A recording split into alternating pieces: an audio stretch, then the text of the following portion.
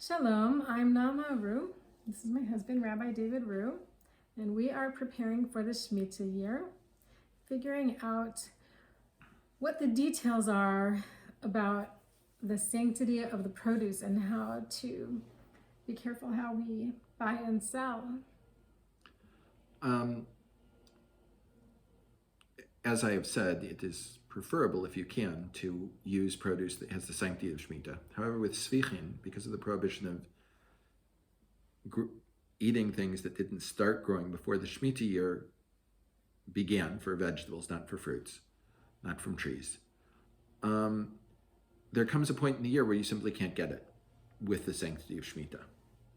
However, there are production methods, let us say, that may or may not, that are permitted during the Shemitah. The first one is what non-Jews grow. As the Rambam says, Akum shekana karka be'eretz Yisrael v'zara b'shvis. A non-Jew that purchased land, acquired land, I should say, in Eretz Yisrael, and he planted it on the Shemitah year, perusahu mutarim. The fruits from it, the vegetables, are permitted.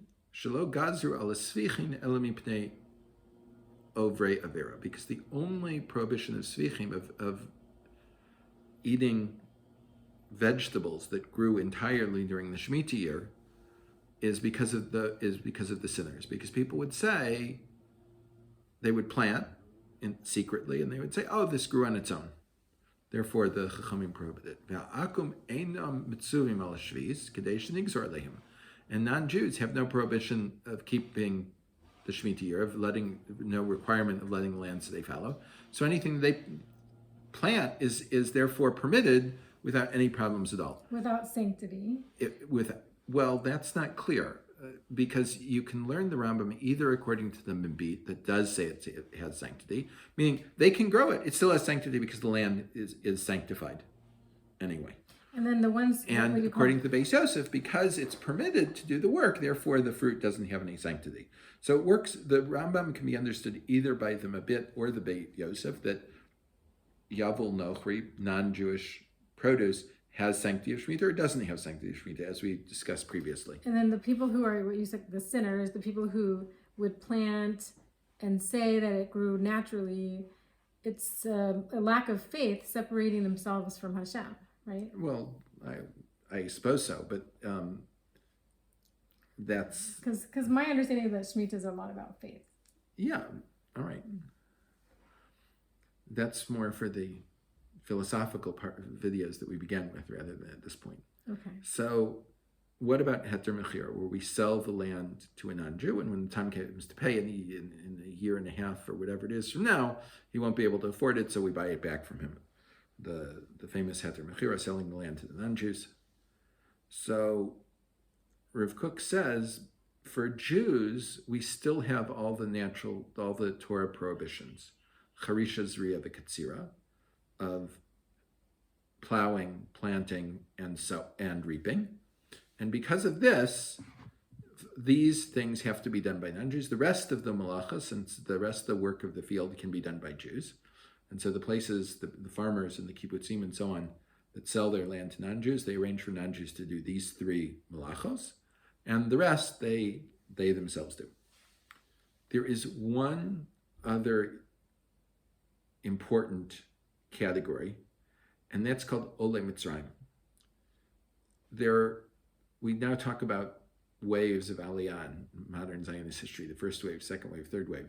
Actually, what is called by the Zionists, by us today, as the first wave of Aliyah is actually the third wave of Aliyah. The first wave of Aliyah was when Yahushua conquered Eretz Yisrael and brought Bnei Yisrael from Egypt, out of Egypt by Moshe Rabbeinu, and then into Eretz Yisrael by Yahushua. And what they conquered is called Ole Mitzrayim, the land by the people that made Aliyah from Mitzrayim, the land that they captured. That is one area. There is a different area, and it's a smaller area, that's called Ole Bavel. And that when Ezra and Nehemiah brought us back from exile in Bavel, a much smaller area of Eretz Yisrael was captured, and it was conquered. And there is a difference between the area that was conquered by both Ole Mitzrayim and Ole Bavel, and the area that was only conquered by Ole Mitzrayim. So the Rambam says, Kol shichzichu bo Ole Bavel, all the land that was conquered by the people that came up from Bavel, Aser Bavoda, were prohibited to do work there. V'kol asvichim shetzomchim bo asurim be'achila, and everything that grows is prohibited to eat. V'kol shelo hichziku bo ela Ole Mitzrayim, and those areas that were only conquered by the people that came up from Egypt, afal pisha aser be'avoda b'shvis, even though we're not allowed to work the land on Shemitah year, hasvichim shetzomchu bo mutarim be'achila, that which grows on its own in those areas were permitted to eat. So you will see, especially in carrots, the packaging will be labeled Ole Mitzrayim, that this grew in the area that was conquered only by those people that came up from Mitzrayim and not by those people that came up from Bavel. Therefore, these things, when they grew on their own, we're allowed to use them on the Shemitah year. But they do have Kedushas Shmita.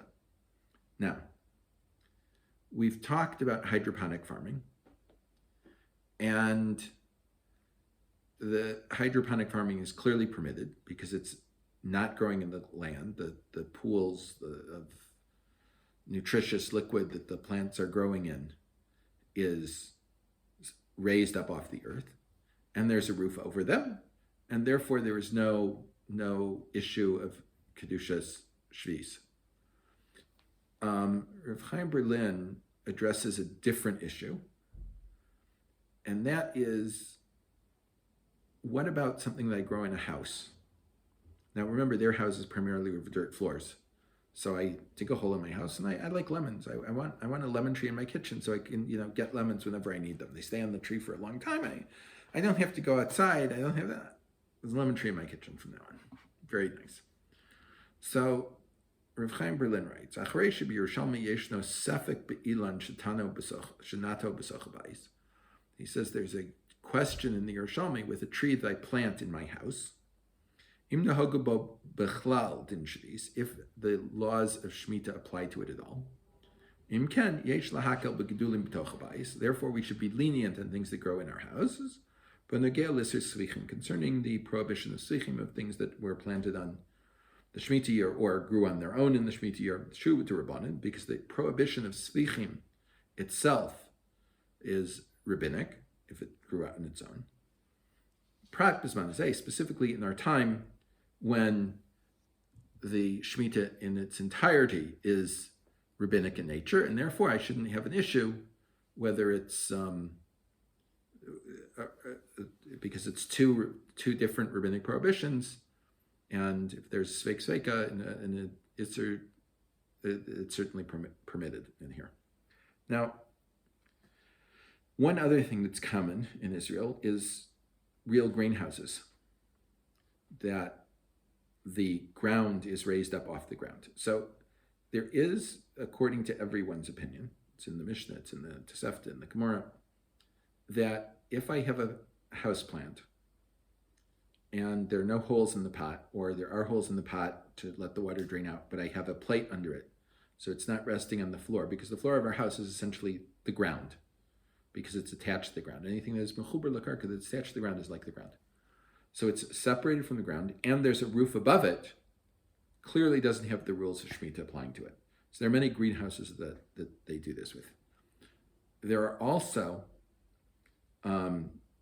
just where they spread out netting over large areas of ground in fields near Israel, either for birds, insects, or sometimes for the sun in one way or another, either a plastic that intensifies the sun or something that cuts the sun for those things that don't need it. All of these things would also apparently fit into Rav Chaim Berlin's statement of that they would be permitted on the Shemitah year. Now, obviously we want to eat things that are sanctified with Shemitah. As I said, after a certain point you can't get it. So you have a choice, either not eating something that doesn't have the sanctity of Shmita, or eating something that violated the Shmita to being grown. So even though, as I said, we want the things of the Shmita, sometimes that's not one of the options for this type of food like lettuce and so on.